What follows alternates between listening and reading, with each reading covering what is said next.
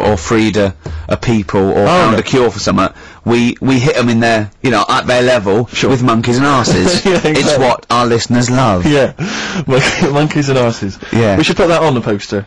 And they go together, because I joined the zoo, last Sunday, went down and became friends of the zoo, right? Oh right, I thought you got to sit in a cage for that thing happened. I went straight for the chimps, of course, right? And there's sort of like 3 sort of big sort of adult ones there, and there's people with their kids, and I could see the people just putting their kids away as one of them went up and started putting his face up the other one's arse. Sure. And it was sort of like, I just can't be able to explain this to my children. Exactly. So I was just moving my, oh, come on then, there's the lions, let's go and have a look at the lions. Yeah. What are they doing? They're just sniffing each other's asses. Yeah. Yes. I remember when I used to go to the zoo, I always felt there were certain animals that weren't getting a look in, really, that no one was particularly interested in. The tapir. Exactly, we were going straight to the snakes we were interested in. Yeah. Birds, I don't remember being particularly interested in birds. Big cats, although it's a bit depressing. Great apes. Yeah. Reptile, you're right, reptiles, yeah. Birds, unless it's a big one that you think could rip a dog apart. Yeah, a vulture. You go, brilliant. Yeah, exactly, yeah. Owls are brilliant. Yeah, owls great, but I've always wanted a little owl on my desk.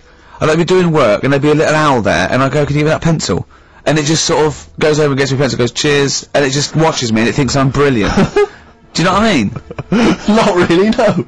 No? No, I've never noticed to have any kind of animal sat on my desk.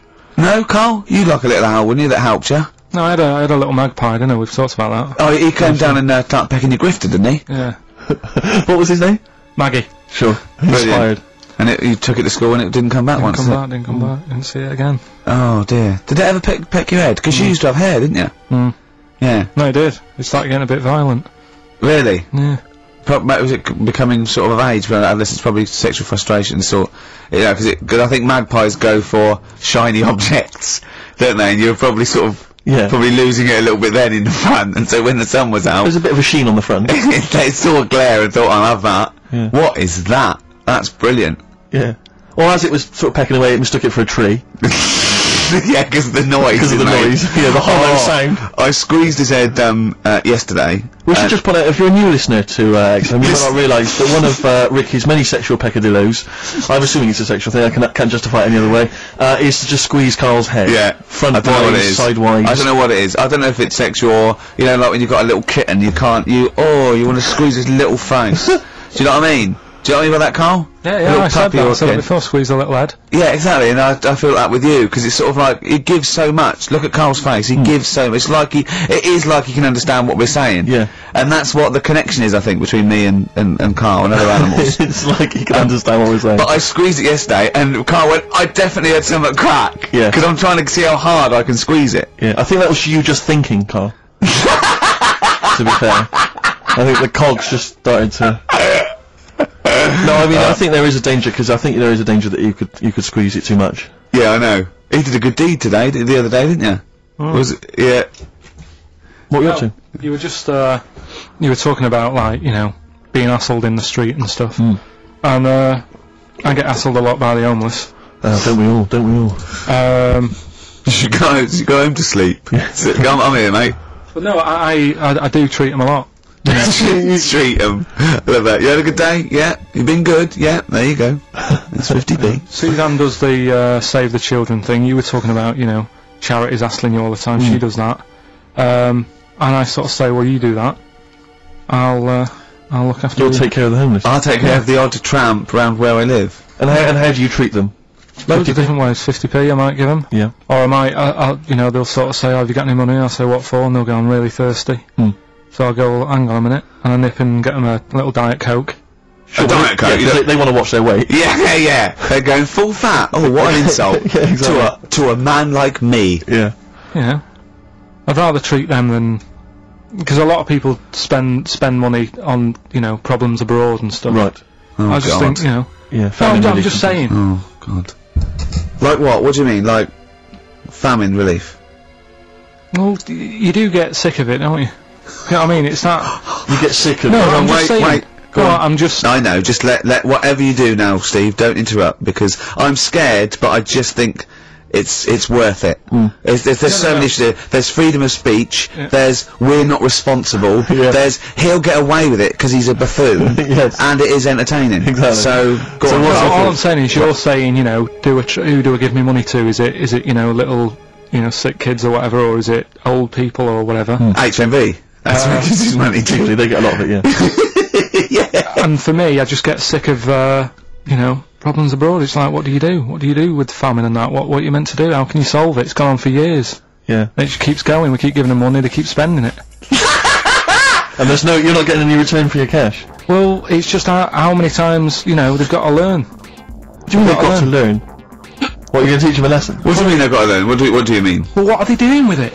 Yeah, they must have like better interest accounts or something where, you know. Do you think that Bob Geldof sort of writes him a cheque? He goes over and he's in the helicopter and there's millions of them, and they go, it's Geldof from Boomtown Rats. Brilliant. I go, I hope There's one man that can help us. Yeah, I hope he doesn't sing. He's not going to sing. He's got some money for us. And he comes down and he goes, do you want a cheque or do you take switch? They go, we don't take switch. He goes, there's a cheque. They get things doing like it again though, isn't he, as well? I mean, alright, you know, he used to work here, Bob. He's a lovely fella and that. But yeah, he's a lovely man. But how many times can you save the world? You know, he's over there again helping out, and it's like, well, you know, what do you do? Are you saying don't bother because it keeps happening? Not well, I'm not saying that. You know what I mean? I'm not daft. So that's what you're thinking. And Carl, you are daft. Yeah, exactly. I don't know what the answer is. Do you know what I mean? So you're just saying wash your hands of the whole affair, leave them to it? Yeah. Sure.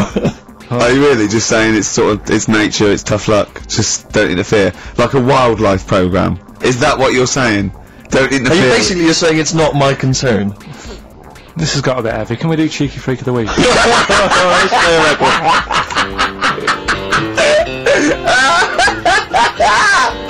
Oh God! Oh.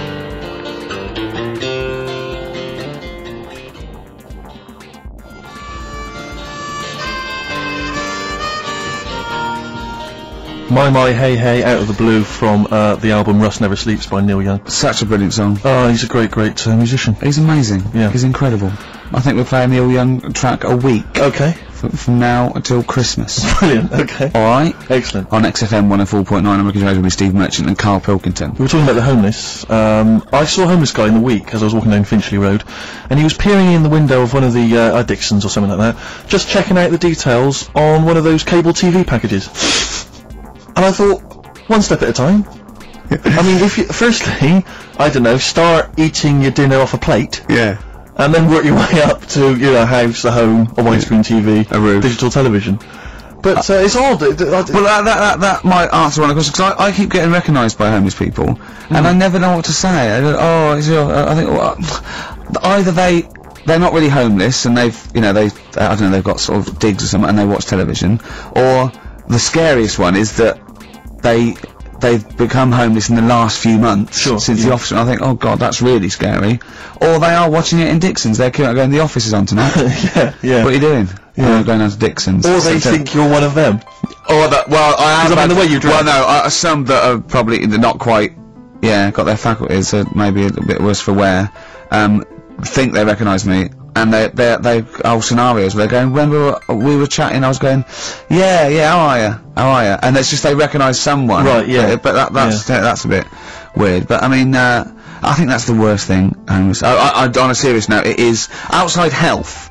We're talking about charity, and I don't know, I sort of, got this standard as well, I've been sort of like caught in the street. But the ones that I'd choose, I'd always think, charity is what touches you. You can't change the world, but you can change your bit. So cancer, obviously, because my mum, so I give to cancer. And I think outside health, the next one must be being homeless, because there's nothing you can do. It's got everything. You're scared, you're cold, it's just everything. Even if you're healthy and homeless, eventually you're not going to be. Well, I do feel bad because, you know, I always feel that I want to give to the health charities. Like cancer, for instance, because there's that fear that I might get it. Well, yeah, it's not just that. It's just like, yeah, if you're not healthy, that's the first thing, isn't it? If your life's being threatened, there's nothing else you can really worry about. Yeah. But I don't know if that makes it wrong though. That it's like I'm investing in a possible future. Yeah. Well, not really, because it's the same for everyone, isn't it? But you know, I saw a homeless guy as well, looking through the bins, but he wasn't pulling out food and scraps, he was pulling out newspapers. Just having a read. Yeah. I always found that odd. I see that a lot, homeless guys. I don't know if they're just checking out the TV listings. For when he finally gets his... When's The Office on? Yeah. Yeah, The Office, they've moved it. They've moved it to Choice and UK Gold. I don't blame him, because, there is some cracking stuff on cable TV. There's some great stuff. But I was flipping through the other day, and on digital TV, you can see what other shows are on while you're watching something. I was flipping through, and there was one, and it was called... Now, when are you ever in the mood to watch a TV show called I Survived a £200 Tumour? When was that on? Because it seems to me that if you've got a £200 tumour, you probably want to watch something else that'll take your mind off it, Big Brother or whatever. I'm not £200. Well, I can't imagine what this is. A £200 tumour? It must have been an error. £200 tumour? It must have been a £200 tuna. It was probably someone fell in the water, and it came I survived a £200 tuna. Yeah, and it was just a spelling mistake. Sure. A £200 tumour? That's like, isn't that like kind of having... That's Mr. another T person. That is another person. Maybe... Oh my god, maybe it was all his life they told him it was a Siamese twin, but someone had just painted a little face on it when he was at school. Just drawn a little face Exactly, and they go, it's not your twin brother. I goes, isn't it? There's no, it's a tumour. We better take it off. It's £200. £200? That can't be right. You sure it wasn't £20 tumour? I'm assuming that's what it probably would have been. But it was certainly £200 on the digital thing. Maybe that's a mistake. That's great, isn't it? They're trying to make it more interesting. Yeah. That's someone at Carl got there. £20 tumour. Let's make it 200. At least they're watch. That's what I'd be like though. I wouldn't want to go to the doctors. You know what I'm like? A £200 tumour. I know. It's just that thing. I mean, you know what I'm like. I don't like. It depends where it is as well. Taking your clothes off and all that. There's some pressure in it. You don't like anything being touched, do you? I remember when he said he doesn't check his balls, he doesn't like the feel. That's live with me. He doesn't like the feel. I think, do you mean that you don't like what it feels like in your balls when you're fiddling with them? Because I imagined it that you meant you don't like the feel, i.e. in your fingertips, you don't like the feel of your balls. It's the thing of, you start thinking about what you're actually touching, and there's something in there, and you might break them and all that. I don't like it. They are delicate. I am scared with the little knobbly bits, yeah. What knobbly bits?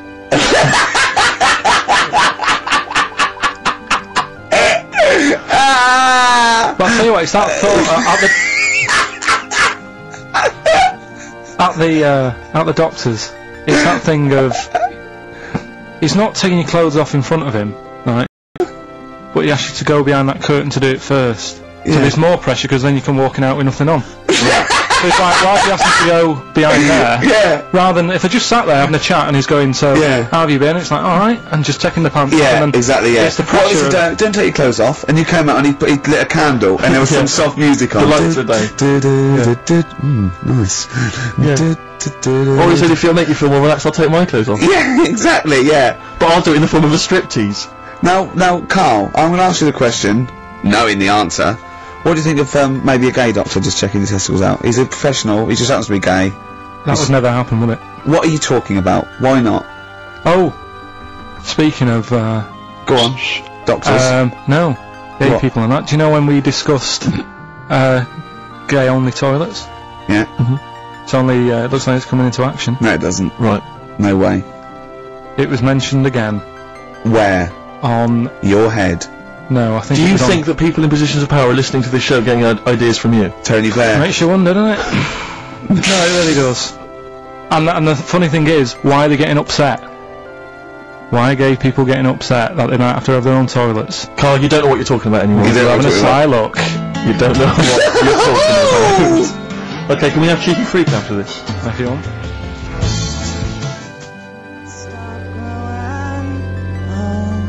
Placebo. This picture on XFM 104.9. Steve, you're thinking of taking over as producer, aren't you? Well, I just think it's a shambles. I've asked for Cheeky Freak of the Week, and it appears that Carl's not ready. He's not prepared. No, I can sort of remember it. It's just that I like to have all the information. Contempt for the listener. You've just had a whole bunch of adverts and placebo, and we're chatting, we're having a chat and that. Right, do you want to sort yourself out in future? Yeah, someone, this is what we were chatting about, someone emailed in about they watched the £200 tumour thing, and, when it was removed, it was carried away in a wheelbarrow, right? Carl said, what, even when she had it removed, she still carried it round in a wheelbarrow? And he went, I thought it's sort of like she'd become attached to it. I mean, you definitely are my favourite thing in the world. It's great. Look at the way he's looking back. But I think they're all the same. The people, I mean, I have had more emails about people saying I watched the £200 Humour and I shaved me arse than anything else. Than anything that, when we ask questions, we come like up with science, we talk, nothing, science concept, we talk about political issues. One person emailed and they said, I tuned into the £200 Humour documentary, it looked disgusting, I couldn't watch for long. What were you expecting? Yeah. That it might sing and dance? Do a show for you?